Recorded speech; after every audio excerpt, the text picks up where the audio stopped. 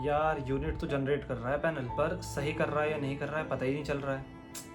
आपके मन में भी ये सवाल उठा होगा कि यार पैनल तो मेरे काम कर रहे हैं, लेकिन जो वो प्रोड्यूस कर रहे हैं, जो वो प्रोडक्शन कर रहे हैं, क्या वो सही है? जितना मेरे पैनल्स की कैपेसिटी है, क्या वो उतना प्रोड्यूस कर रहे हैं? तो ये सवाल है जिसका जवाब मैं लेकर आ गया हूँ आपके पास। हम आपको बताते हैं कि डेली बेसिस में हमारे पैनल्स कितना प्रोड्यूस करते हैं। 4.4 किलोवाट के पैनल्स मेरे कितना एनर्जी बना रहे हैं, कितनी यूनिट बना रहे हैं डेली, और आपके पैनल कितना बना रहे हैं आप मुझे कमेंट करके बताते हैं, ताकि हम उसे कंपेयर कर पाते हैं। मैं भी अपने पैनल की कैपेसिटी को चेक कर पाता हूँ और आप भी करते हैं। सो चलिए हम बात करते हैं इस वाली वीडियो में कि हमारा जो सिस्टम था वो 1 तारीख से 1 अप्रैल से और 9 अप्रैल तक कितनी उसने यूनिट जनरेट करी, इसके ऊपर हम बात करते हैं। तो सबसे पहले हम वेदर की बात कर लेते हैं। मैं आपको फटाफट बताऊंगा ताकि वीडियो लंबी ना हो। तारीख से और 4 तारीख का अगर मैं आपको वेदर की बात करूं तो 1 तारीख से और 4 तारीख तक अप्रोक्सीमेट जो टेम्परेचर था वो 14 डिग्री से लेकर 30 डिग्री टेम्परेचर मैक्सिमम तक गया। 3 तारीख को 32 टेम्परेचर चला गया और 4 तारीख को भी 32 था, लेकिन 4 तारीख को मेरे पैनल्स ने सबसे ज्यादा प्रोडक्शन करा। क्यों?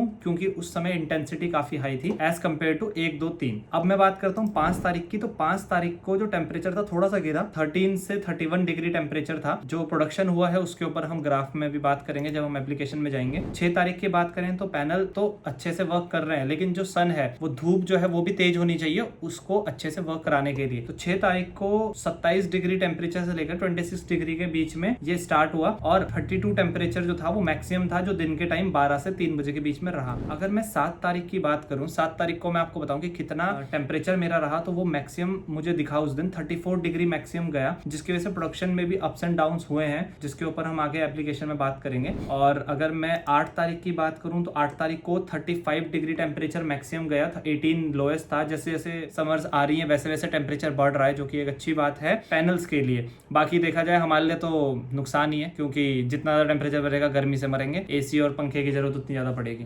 9 तारीख की अगर हम बात करें तो 9 तारीख को देहरादून में मैक्सिमम टेम्परेचर गया जो था 37 डिग्री सेल्सियस। रियली बहुत ज्यादा गर्मी थी कल के दिन 9 तारीख को। उस दिन बहुत ज्यादा गर्म था, आप बाहर नहीं निकल सकते थे बिल्कुल, और बहुत ही ज्यादा मतलब ह्यूमिडिटी हो रखी थी। सो अब हम एप्लीकेशन पे चलते हैं और बात करते हैं कि हमारे सिस्टम ने पर डे कितना यूनिट जनरेट करा। डेट वाइज मैं आपको बताऊंगा कि कितना हमारे सिस्टम बनाते हैं। ग्राफ में हम सबसे पहले चलेंगे कि ग्राफ क्या बताता है और क्या ग्राफ में हमको अप्स एंड डाउन देखने को मिले, कितना पीक मिला, कितना हाई मिला। सो ये 1 अप्रैल का डेटा आप देख रहे हो कि ग्राफ बहुत ही अच्छे से स्टार्ट हुआ। सुबह 6 बजे से हमारे सिस्टम चालू हो जाता है, बट प्रोडक्शन जो एक्चुअली है वो 6:30 7 बजे से ही स्टार्ट करता है। 1 किलोवाट पहुंचने में 8 बज जाते हैं, 8 बजे के आसपास वो 1 किलोवाट तक पहुंचता है। और आप देखोगे बीच में 3 बार लाइट गई है, जो आपको ये दिख रहा है 12:03 पे, 12:30 पे 3 बजे भी लाइट गई है। और को मैं बताऊं तो 4:15 के आसपास भी लाइट गई है। पीक की मैं बात करूं तो मैक्सिमम 3.81 किलोवाट का पीक गया। और ओवरऑल प्रोडक्शन की मैं बात करूं 24.60 यूनिट मेरे सिस्टम ने बनाया, मतलब 24.6 यूनिट मेरे सिस्टम ने 1 अप्रैल को बनाया। 2 तारीख की बात कर लेते हैं। इस दिन भी मैं कल के कंपैरिजन में बताऊं, 1 तारीख के कंपैरिजन में तो सिमिलर ही था,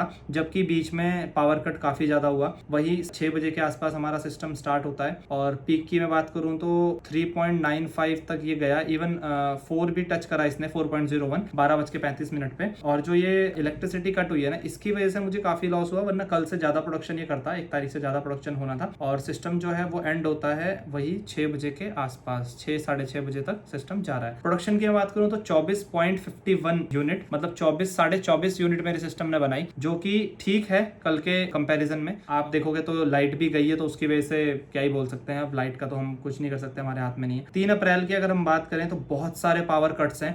जितने सारे पावर कट 3 अप्रैल को दिख रहे हैं, मुझे ये लगा था इतने सारे पावर कट्स के बाद मेरा सिस्टम 15 यूनिट भी नहीं बनाएगा, लेकिन आप हैरान हो जाएंगे जानकर कि कितना सिस्टम ने यूनिट बनाया है। आप देखेंगे तो 1 2 3 4 5 6 7 8 बार पावर कट हुआ है और बहुत ही अप्स एंड डाउन्स रहे। पीक की बात करें तो 3.8 से ऊपर नहीं गई पीक, मैक्सिमम 3.84 गई है। यूनिट की बात करें तो 22.55, हाँ दोस्तों 22 यूनिट मेरे सिस्टम ने फिर भी बना दिया। इसका मतलब आप समझ रहे हैं कि जैसे जैसे धूप की इंटेंसिटी बढ़ रही है, मैंने आपको बताया था भी वेदर के टाइम पे कि 1-2 तारीख में 30 था मैक्सिमम, लेकिन 3 तारीख के आसपास ये 32-33 तक चला गया था, जिसकी वजह से कम टाइम में भी ज्यादा प्रोड्यूस कर पा रहे हैं पैनल्स, क्योंकि इंटेंसिटी ज्यादा है। सन की इंटेंसिटी काफी हाई है। 4 तारीख की अगर हम बात कर लें तो 4 तारीख को मेरे सिस्टम ने इन 9 दिनों में सबसे ज्यादा प्रोडक्शन करा है। कितना करा है हम बात करेंगे, आप देखेंगे ग्राफ काफी अच्छा है। 4 किलोवाट से ऊपर काफी देर तक मेरा सिस्टम रहा, 4.4 4.7 तक, कम से कम आधा घंटे तक ये रहा। 2 पावर कट्स हमें देखने को मिले, अगर ये पावर कट्स नहीं होते तो ये और ज्यादा प्रोड्यूस करता। टोटल यूनिट की बात करें तो 26.84 यूनिट, मतलब 27 यूनिट आप बोल सकते हो।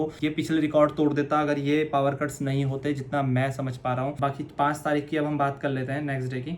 इस दिन मेरे सिस्टम ने कम बनाया, रीजन आप देख ही सकते हैं सामने की, इतना बड़ा पावर कट है, कम से कम 2 से 3 घंटे का पावर कट था। सिस्टम बहुत अच्छा स्टार्ट हुआ, लेकिन जो बिजली गई उसने पूरा का पूरा दिन का प्रोडक्शन ही गिरा दिया। और एक नहीं बल्कि 3 बार इलेक्ट्रिसिटी कट हुई है, बट एक बहुत ज्यादा हुई है। इसके होने के बाद भी जो सिस्टम ने यूनिट जनरेट करी है वो करी है 19.44 किलोवाट, मतलब 19.5 यूनिट मेरे सिस्टम ने बनाया है, जो कि सफिशिएंट है अगर हम देखें कि जितना पावर कट हुआ है उसके हिसाब से। नेक्स्ट डे की अगर बात करें 6 तारीख की, तो इस दिन भी आप देखोगे कि बहुत ज्यादा पावर कट हुआ है। 1 2 3 4 5 6 7 बार पावर कट हुआ है। मैं आपको क्या ही बताऊं कि डेली पावर कट की वजह से मैं बहुत परेशान हूं। मुझे नहीं पता था, पहले हमारे घर में इन्वर्टर लगा हुआ था तो मुझे नहीं पता था कि इतने पावर कट होते हैं, बट अब पता चल रहा है कि हाँ ये तो बड़ी समस्या है। इस दिन की अगर हम बात करें, पीक की पहले बात कर लेते हैं, तो पीक 3.7 3.8 से ऊपर नहीं गया। और प्रोडक्शन की बात कर ले तो 22.89 यूनिट बनाया, मतलब 22.5 से ज्यादा यूनिट बनाया। ठीक है, 20 का एवरेज लेके चल रहे हैं, 20 बना रहा है डेली, तो वो एक अच्छी बात है। एक्सपेक्टेड नहीं था, 450-500 यूनिट महीने की एक्सपेक्टेड थी, जो मुझे मेरे वेंडर ने बताई थी, बट उसके हिसाब से काफी अच्छा है। अब हम बात कर रहे हैं 7 अप्रैल की, तो 7 अप्रैल को आप देखोगे ग्राफ काफी अच्छा है। पीक की बात करेंगे तो पीक इसमें 3.5 भी नहीं गई है। क्यों? क्योंकि बादल आ रहे थे, मतलब धूप की जो इंटेंसिटी थी वो लो थी, इसकी वजह से 3.5 किलोवाट की भी पीक नहीं गई।